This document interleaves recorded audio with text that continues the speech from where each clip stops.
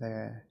아무튼 오늘 우리가 교회로서 하나님께서 세워주셨잖아요.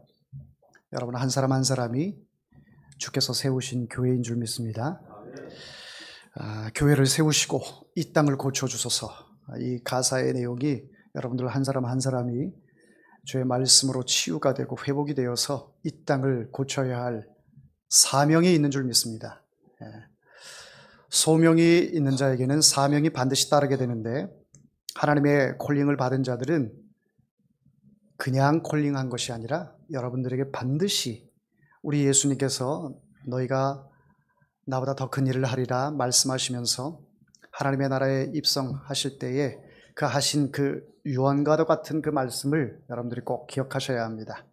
우리가 어찌 주님보다 더 큰 일을 할 수 있겠습니까? 그러나 복음에 관하여는 우리에게도 할 일이 있다라는 그 여지를 우리 교회에게 주셨기 때문에, 이 교회가 말씀 안에서 정신 바짝 차리지 않으면 세상에 동화되고 세상에 함몰되어서 여러분들에게 있어서 교회를 전혀 찾아볼 수 없게 되는, 또 우리가 모여서 이렇게 예배로서 하나님께 영광 올려드리는 이 공동체의 이 교회가 전혀 무의미한 이런 모습이 될 수밖에 없다라는 것입니다.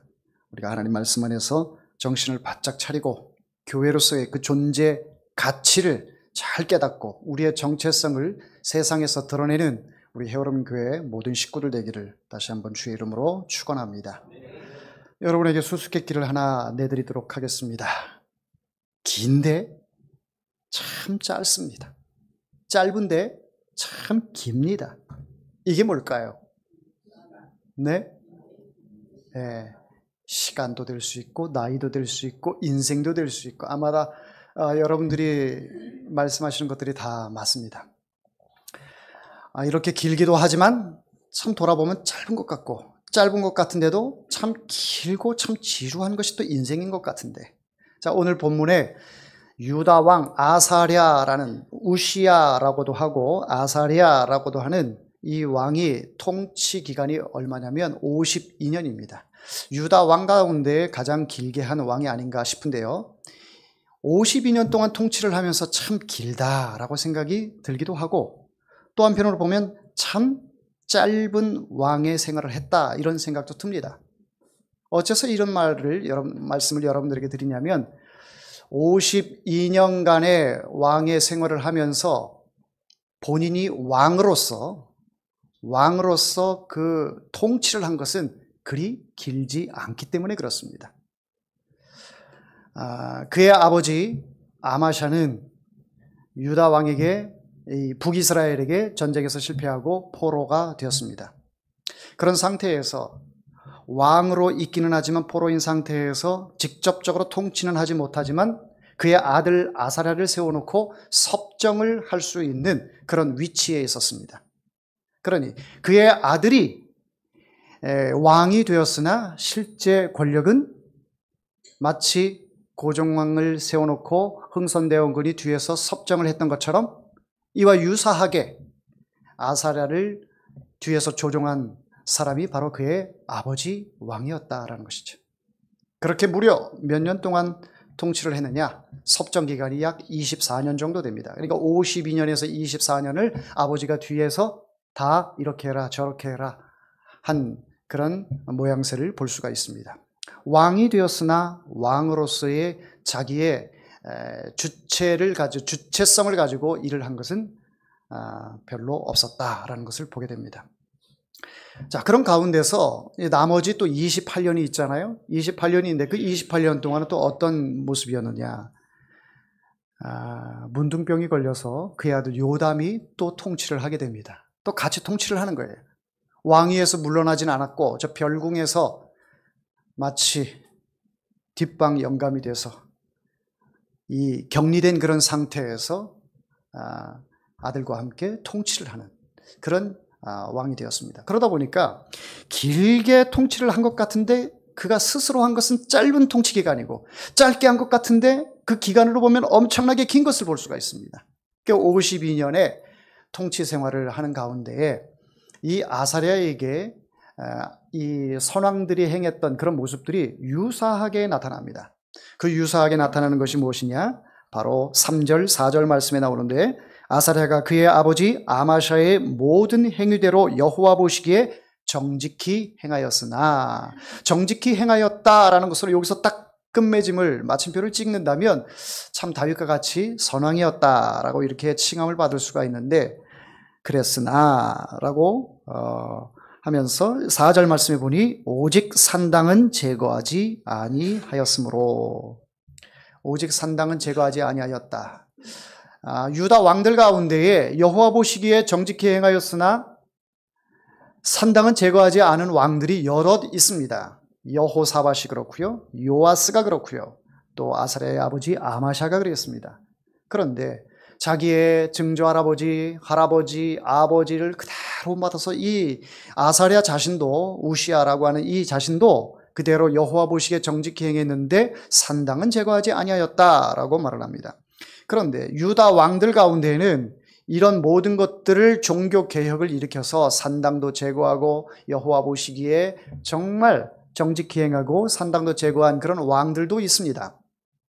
히스기야 왕이라든지 또 요시야 왕이라든지 이런 사람들은 여호와 보시기에 그런 종교 개혁을 단행하고 백성들을 아주 강단 있게 과거로부터 내려오던 이 전통에 의한 이런 풍습들을 다 타파하고 오직 하나님의 말씀 앞에서 설 수 있도록 이스라엘 백성들, 이 남유다 백성들에게 종교 개혁을 단행했던 것입니다.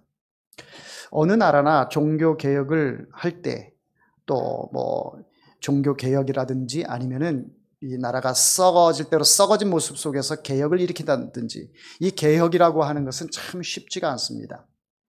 개혁을 할 때에는 반드시 희생이 따르는 것을 볼 수가 있어요.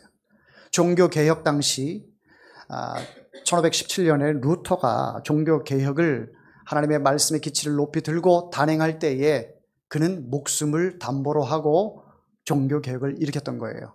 마틴 루터를 위시로 해서 존 칼빈도 그렇고 존 낙스도 그렇고 많은 종교 개혁자들이 자기 목숨은 내 것이 아니다, 이것은 하나님의 것이다, 반드시 이 개혁을 통해서 썩어 빠진 이 관습들을 타파해서 오직 말씀, 오직 하나님 중심, 오직 성경 중심, 오직 교회 중심, 이 중심의 내용을 통해서 종교개혁을 단행했죠. 이 일로 인하여 수없이 많은 사람들이 처형을 당했습니다.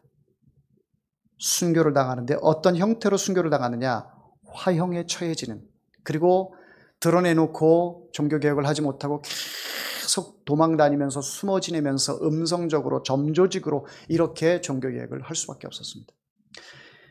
초대교회 당시에도 250년 동안 카타콤에서 숨어 지내면서 계속해서 예수 그리스도는 하나님의 아들이시다라고 하는 이 신앙 고백을 굳건히 지킬 수 있었던 것, 이건 개혁이거든요. 예수 그리스도를 나는 믿는다, 이분이 하나님의 아들이고 나의 구주다라고 이것을 유대교에서 커밍아웃 하는 순간 모든 것들을 잃어버립니다. 경제적인 부분도 그렇고 어떤 이 가정이라든지 또 어떤 소속이라든지 이런 데서 나는 유대교가 아니라 나는 기독교인이야, 난 예수를 믿어 라고 한다면 이제는 이단 취급받아서 어떻게 됩니까? 그 회의에서 쫓겨나게 됩니다. 출교를 당하게 됩니다. 출교를 당하게 되면 아무것도 할 수 없어요. 오늘날 여러 이 부채를 통해서 신용 불량이 되면 카드도 마음대로 끊을 수 없고 이 사회생활이 참 쉽지 않지 않습니까? 그 이상의 핍박을 당하고 어려움을 겪었던 사람들이 바로 이 초대교회 당시에 카타콤에서 250년 동안 그렇게 생활했던 사람들입니다. 여러분, 카타콤이라고 하는 것은 동굴 속인데 그 동굴이 그냥 동굴이 아니에요. 뭐 제4땅굴, 3땅굴 뭐 이런 땅굴들이 아니라 바로 무덤이에요. 무덤. 그러니까 무덤 속에서 내 아버지도, 내 할아버지도, 나도, 내 자녀도 그 무덤 속에서 사는 거예요. 그런 세월을 무려 250년 동안 행했다라는 것이죠. 자, 이만큼 참 종교 개혁을 일으키고 또 그 종교 개혁이 하나님 중심이다, 하나님께서 하신 우리가 해야 할 사명이다라고 깨달은 자들은 자기 목숨을 하나도 아까워하지 않고 그 일에 순종하면서 따랐던 것을 볼 수가 있습니다. 그런데 오늘 본문에 나오는 이 아사랴는 종교개혁을 단행해요. 여호와 보시기에 정직히 행했다라고 하는 것은 여호와 보시기에 정직히 행하지 않은 것들을 이제는 여호와 보시기에 정직히 행하는 모습으로 바꿔나가는 일을 했다라는 거예요.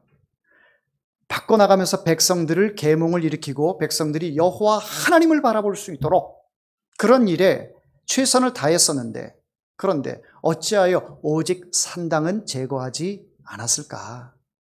라는 궁금증을 우리는 생각할 수가 있습니다. 여러분들 신앙생활하면서 주일날 교회 나와 하나님께 예배를 드리면서도 마음속 한가운데는 세상에 마음이 가 있고 또 예배 이후에 자꾸 이 애프터 시간에 거기에만 더 초점이 맞춰져 있고 예배에 집중하지 못하고 이후에 뭐 해야 되는데 거기에 대한 구상을 하고 계획을 세워서 거기에 마음이 온전히 쏠린다면 이것이 하나님 앞에 온전한 예배가 될 수가 없지요.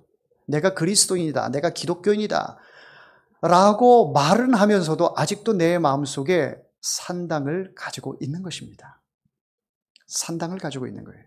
그러니 이런 부분에 있어 철저하게 개혁을 일으키고 하나님만이 나의 아버지시고 예수 그리스도만이 나의 구주이심을 고백한다면, 믿고 구원의 확신이 있다면 이제는 내 마음속에 있는 이런 산당들을 다 제거하는 내 스스로의 종교 개혁을 단행해야 하는 그런 강단과 용기가 있어야 한다는 것이죠.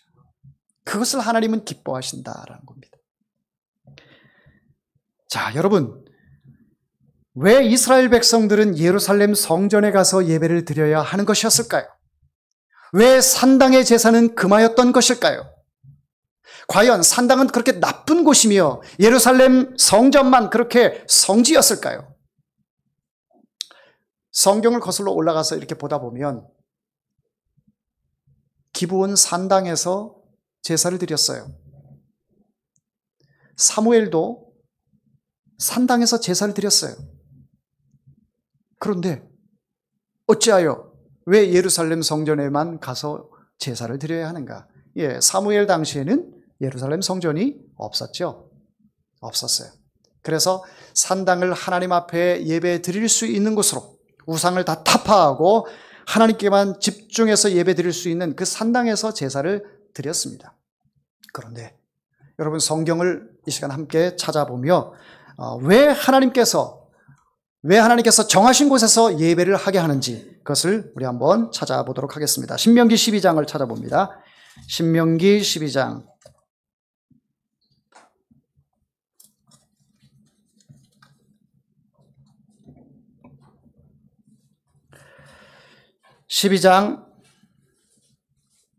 2절부터 6절까지 읽어봅니다. 신명기 12장 2절부터 6절까지 같이 읽습니다. 너희가 쫓아낼 민족들이 그들의 신들을 섬기는 곳은 높은 산이든지 작은 산이든지 푸른 나무 아래에 든지를 막론하고 그 모든 것을 너희가 마땅히 파멸하며 그 제단을 헐며 주상을 깨뜨리며 아세라상을 불사르고 또 그 조각한 신상들을 찍어 그 이름을 그곳에서 멸하라. 너희의 하나님 여호와께는 너희가 그처럼 행하지 말고 오직 너희의 하나님 여호와께서 자기의 이름을 두시려고 너희 모든 지파 중에서 택하신 곳인 그 계실 곳으로 찾아 나아가서 너희의 번제와 너희의 제물과 너희의 11조와 너희 손의 거제와 너희의 서원제와 낙헌 제물과 너희 소와 양의 처음 난 것들을 너희는 그리로 가져다가 드리고. 아멘.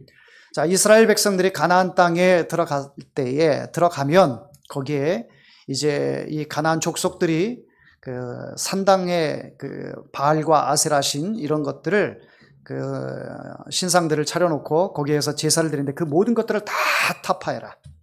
그 모든 것들을 다 타파하고 오직 너희의 하나님 여호와께서 자기의 이름을 두시려고 너희 모든 지파 중에서 택하신 곳인 그 계실 곳으로 찾아 나아가라. 거기에서 예배를 드려라. 하나님께서 정하신 곳, 자기 이름을 두시고 택하신 곳, 그 곳에서 제사를 드려라 라고 말씀하고 있는 거예요. 자, 그런데 이곳이 어디냐? 훗날 예루살렘 성전이 되는 것이죠. 예루살렘 성전.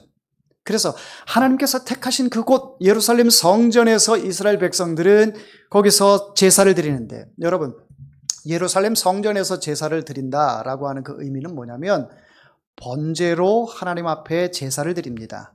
번제라는 것은 나를 불로 태워서 하나님 앞에 산 제사를 드리는 거예요. 내 자신을, 그러니까 우리의 육체를 드린다라고 하는 것이 아니라 내 마음을 하나님 앞에 다 태워서, 그러니까 나 자신을 부정하는 거지요. 나 자신을 부정하고 오직 나는 하나님의 은혜로만 사는 자입니다. 하나님의 처분에 따라서만 살 수 있는 사람입니다. 나는 아무것도 아닙니다. 이러면서 나 자신을 부인하고 하나님 앞에 제물로 드리는 것이 바로 번제예요. 나 스스로를 인신제사를 하나님께서 원하시는 것이 아니기 때문에 형태는 양을 잡거나 소를 잡거나 비둘기를 잡아서 하나님 앞에 번제로 드리지만 그 짐승 가운데 내 자신이 완전히 다 내 자신이 태워져서 하나님 앞에 드려지는 것을 의미합니다. 예루살렘 성전에서 드리는 이 제사는 바로 그러한 번제라는 것이에요. 그러나 산당은 어떤 것입니까? 자기의 편리 위주, 자기 만족을 위해서 여러 가지 상황을 고려했을 때 내가 형식이 뭐가 중요해? 꼭 예루살렘 가야만 해? 내가 있는 곳에서도 할 수 있지. 네, 물론 할 수 있습니다. 여러분들이 가정 예배도 드리고 개인적으로 성경도 또 읽으면서 큐티 생활도 하고 경건 생활을 할 수 있습니다. 그것이 나쁘다라고 하는 것이 아니에요. 그런데 자, 거기서부터 출발을 하게 되면 여러분 무교회주의자로 흐르게 됩니다. 꼭 교회 가서 예배 드려야 돼. 예. 내가 혼자 스스로 예수 믿고 혼자 가정에서 예수님 믿고 신앙생활 하면 그게 성경에 어긋나는 것인가? 예, 그렇게 하나님의 말씀을 붙들고 가정에서라도 신앙생활 하는 사람들 귀합니다. 나쁘다라고 얘기하는 것이 아니에요. 그런데 사람이 참 본능적으로 굉장히 약합니다. 굉장히 약해요. 약하다 보니까 자기 스스로 나는 정말 어떤 상황 속에서도 하나님 믿고 의지하는 이 신앙에서 벗어나지 않아. 확실해. 라고 생각하지만 혼자 경건 생활하는 것 여러분들 많이 해보셨을 텐데 계획대로 됩니까? 참 문제가 많아요. 그 속에 치고 들어오는 그 요소들이 굉장히 많습니다. 그러다 보니까 내가 하나님 앞에 집중하지 못하고 하나님 말씀대로 순종하지 못해서 내 자아가 자꾸 의지가 무너져요. 무너지고 또 그 속에서 하나님의 이 깊이 있는 말씀을 깨닫기가 너무너무 어렵습니다. 그러니 자꾸 세상과 타협하게 되고 문화 속에 젖어들게 되고 세상 것들이 계속해서 들어와요. 그러면 어떻게 됩니까? 계속 믹스가 되는 거죠. 섞이게 되는 거예요. 하나님은 거룩하신 분이에요. 내가 거룩하니 너희도 거룩하라 라고 말씀하셨어요. 나 혼자 스스로 있을 때에 온전하지 못한 모습들이 너무 많기 때문에 사도 바울도 이 골로새 교회를 향해서 계속해서 말씀하실 때 너희들에게 복음을 전파하는 데 있어서 너희들이 온전하기를 원한다. 온전하기를 원한다. 라고 말씀을 하고 있습니다.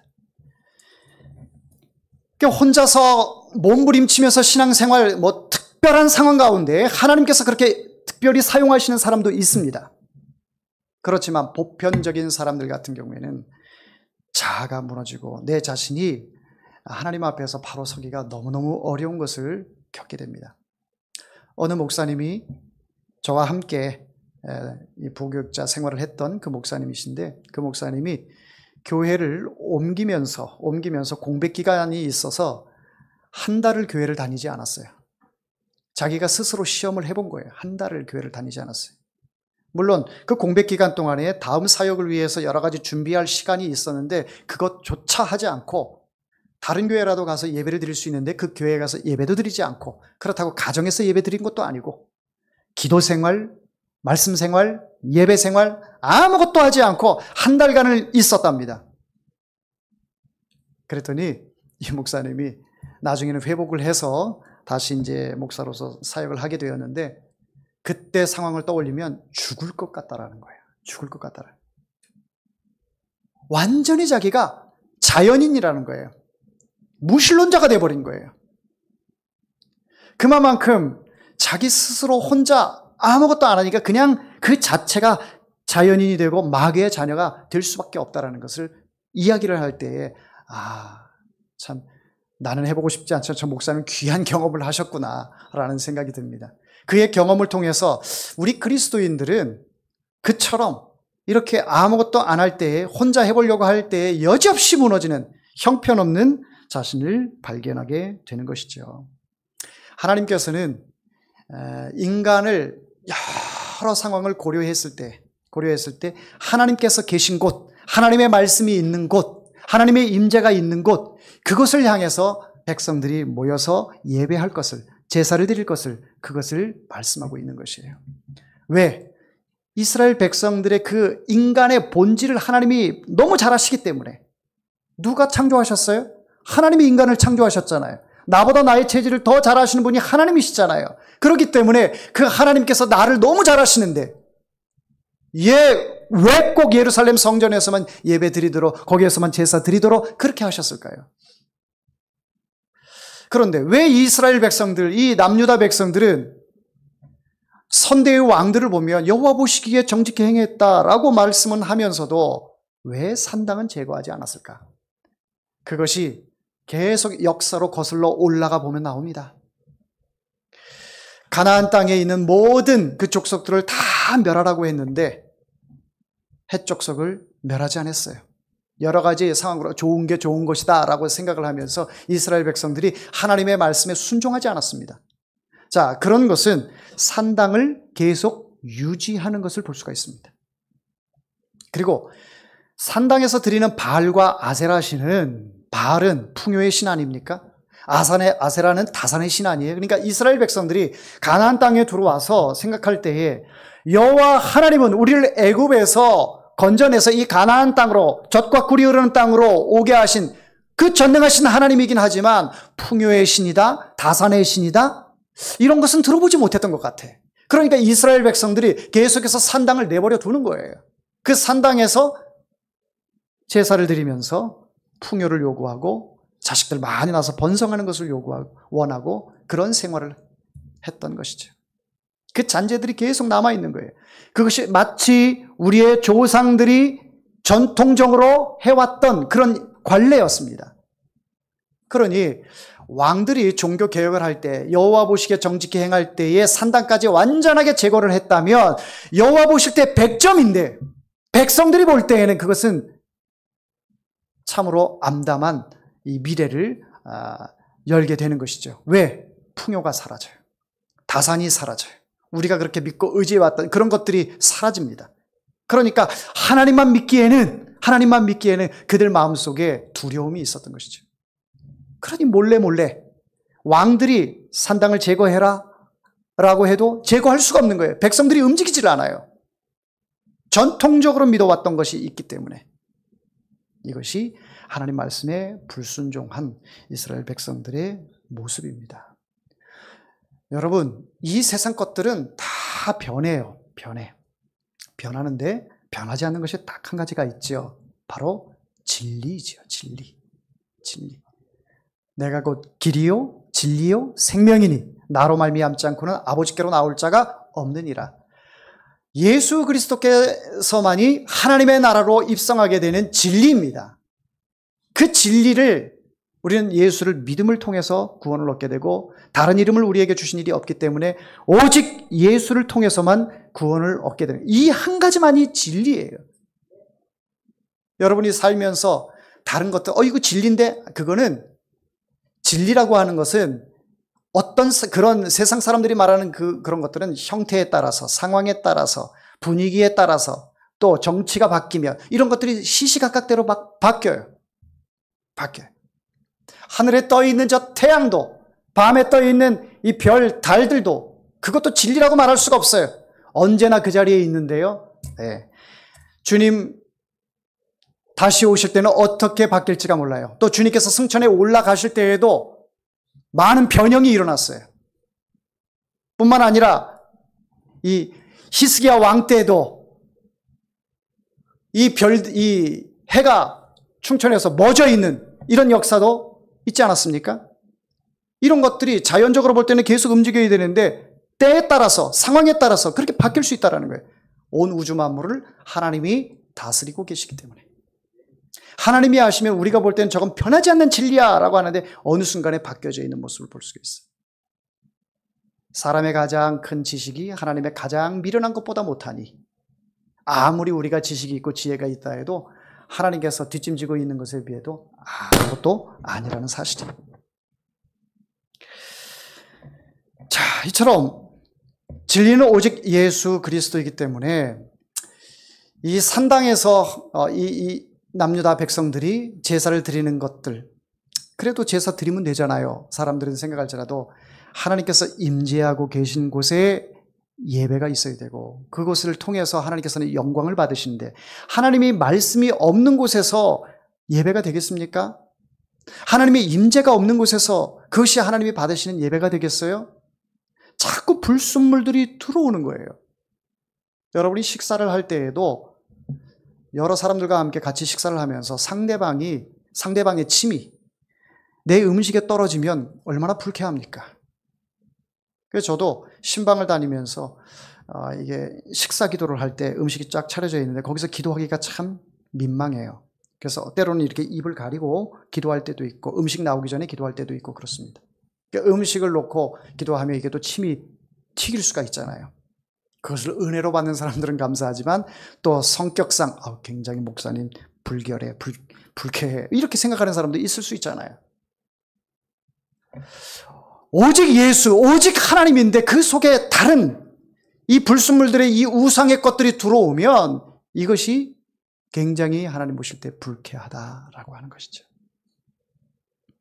하나님은 나 외에는 다른 신을 내게 있게 하지 말라, 우상을 숭배하지 말라 했는데 내 마음에는 여전히 산당이 있어요. 내 마음에는 여전히 최고 1순위가 돈이고 최고 2순위가 성공이고 최고 3순위가 내 아내고 남편이고 자식이고 이런 것들로 다 내 마음속에 가득 차 있다면, 내 몸은 교회에 와 있는데 지금 내 마음속은 완전히 산당이 된 것이죠. 이 산당에서 어찌 하나님께서 역사하실 수 있겠습니까? 나를 통해서 누가 나타날까? 나를 통해서. 예수님을 통해서, 예수님께서 우리에게 베푸신 그 사랑을 통해서 너희도 서로 사랑하라 라고 말씀하셨기 때문에 우리가 서로 사랑함이 예수 그리스도를 나타내는 거거든요.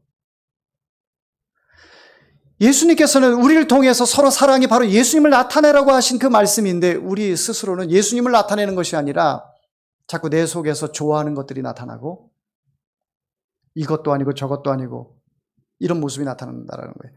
누구처럼? 아사랴처럼. 아사랴가 52년 동안 통치를 했지만 앞서 24년은 아버지 아마샤가 섭정을 하게 되고 뒤에 28년은 문둥병이 걸려서 별궁에 있으면서 그의 아들 요담이 통치를 하게 되는, 이도 아니고 저도 아닌 이런 모습들을 보게 됩니다. 자, 그런데요, 참 희한한 일이 있어요. 이 아사랴 때에 역대하 26장에 보면 우시야라고 나옵니다. 아사랴, 우시야 이렇게 역대하 26장에 나오는데 이때에 남유다가 가장 부강했어요. 가장 부강했어요. 블레셋도 치고 아람도 치고 또 저 이 강대국인 애굽도 이 여러 가지 상황 속에 이 남유다를 두려워했습니다. 그리고 아람이라는 나라는 막 조공을 갖다가 바치고, 누구 때요? 이 아사랴 때에. 그의 아버지 아마샤가 섭정하는 그때에 뒤에서 코치를 받아가지고 전쟁 나갈 때마다 승승장구했어요. 자, 이와 비슷한 북이스라엘의 왕이 있었죠. 여로보암 2세. 여로보암 2세 때 얼마나 막강했습니까? 주변국들이 벌벌 떨었습니다. 그런데 자, 그것을 우리는 축복이라고 얘기를 해요. 여로보암 2세 때 백성들은 평안했습니다. 잘 살았습니다. 먹고 사는 문제 걱정 없었습니다. 주변국들의 위협에 대한 두려움이 없었습니다. 이 아사랴 때, 남유다의 아사랴 왕 때도 마찬가지예요. 주변국들이 벌벌 떨고 또 농경사회가 발달하고 목축사회가 발달해서 백성들이 파는 곳에 이 물을 통해서 목축업하기가 너무 좋았습니다. 백성들이 근심 걱정이 있겠습니까? 없지요. 그러니 당연히 예루살렘 성전에 와서 예배를 드리겠습니까? 아니지요. 자기네들 편리한 곳에 그 산당에서 여러 가지의 사정을 드러내놓고 이야기를 하죠. 예루살렘 중심에 모여있는 사람들은 예루살렘에 가서 제사를 드려요. 그러나 멀리 지방에 있는 사람들은 우리 조상 대대로 산당에서 제사를 드렸는데 뭐 굳이 예루살렘에 여기까지 가느냐라고 이렇게 핑계를 대고 지방에서부터 농촌 지역에서부터 반대가 일어나니까 이것이 왕으로서 통치하기가 매우 까다로운 상황인 것이죠. 그러니까 정치적인 것을 고려해서도 또 경제적인 것을 고려해서도 난이 일어나지 않도록 좋은 게 좋은 거야 하면서 통치를 행하게 되는 것입니다. 뭐 아버지도 그랬는데, 할아버지도 그랬는데, 여호사 증조 할아버지도 그랬는데 뭐 내가 뭐라고. 그러니까 여호와 보시기에 정직히 행했다라고 하는 것은 하나님을 경외하는 부분은 있어요. 개인적인 신앙이에요. 아사랴가 개인적인 신앙은 하나님 보시기에 정직히 행하는데 전체적인 것을 통솔해 나가는 데서 어느 정도 타협도 필요하고 또 여기에는 어느 정도 이 융통성을 발휘해야 한다라고 생각을 하는 거죠. 자, 이 생각은 선지자 스가랴 선지자가 있었을 때는 생각하지 않았습니다. 선지자 스가랴가 존재하고 있을 때는 하나님께서 이 스가랴 선지자를 통해서 아사랴 이 왕에게 말씀을 하시기 때문에 아사랴 왕이 스가랴 선지자의 말씀을 하나님의 말씀을 받고 순종하면서 살았어요. 그러나 스가랴 선지자를 하나님께서 데려가시고 나니까 그때로부터 마음이 변하기 시작합니다. 그러면서 이제 교만해지기 시작해요. 이게 인간의 본능이지요. 잘 하다가도 여호와 보시기에 정직히 행하다가도 이제 사람이 변질되어 가는 것을 볼 수가 있습니다. 자, 성경 한 구절 더 찾아보도록 하겠습니다. 역대하 26장. 역대하 26장 구약성경 692쪽에 있습니다.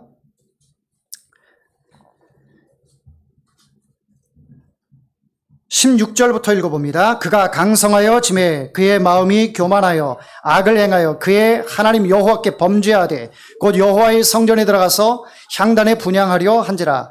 제사장 아사랴가 여호와의 용맹한 제사장 80명을 데리고 그의 뒤를 따라 들어가서 우시야 왕 곁에 서서 그에게 이르되 우시야여 여호와께 분향하는 일은 왕이 할 바가 아니요 오직 분향하기 위하여 구별함을 받은 아론의 자손 제사장들이 할 바니 성소에서 나가소서. 왕이 범죄하였으니 하나님 여호와에게서 영광을 얻지 못하리이다. 우시야가 손으로 향로를 잡고 분향하려 하다가 화를 내니 그가 제사장에게 화를 낼 때에 여호와의 전 안 향단 곁 제사장들 앞에서 그의 이마에 나병이 생기니라. 대제사장 아사랴와 모든 제사장이 왕의 이마에 나병이 생겼음을 보고 성전에서 급히 쫓아내고 여호와께서 치심으로 왕도 속히 나가니라. 우시야 왕이 죽는 날까지 나병 환자가 되었고 나병 환자가 되매 여호와의 전에 끊어져 별궁에 살았으므로 그의 아들 요담이 왕궁을 관리하며 백성을 다스렸더라.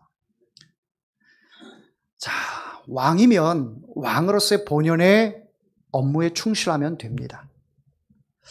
제사를 집례하는 그 제사장의 일이 분명히 있는데 제사장에게 있는데 그것을 자기 자신이 이제 전쟁할 때마다 다 승승장구하니까 제사에 관련돼서도 이 사람이 지금 착각을 하고 있습니다. 남유다 이 이스라엘은 누가 통치하시는 나라예요? 하나님이 통치하시는 나라지요. 그런데 전쟁할 때마다 승리해요. 블레셋과의 전쟁에도 승리하고 아람과의 전쟁에도 승리하고 뭐 아라비아와 전쟁에도 승리하고 뭐 애굽도 그 강대국이 우리나라를 보면서 지금 견제하는 그런 모습들도 있고 막 조공을 바치는 나라도 있고 그러니 왕이 얼마나 우쭐하겠습니까?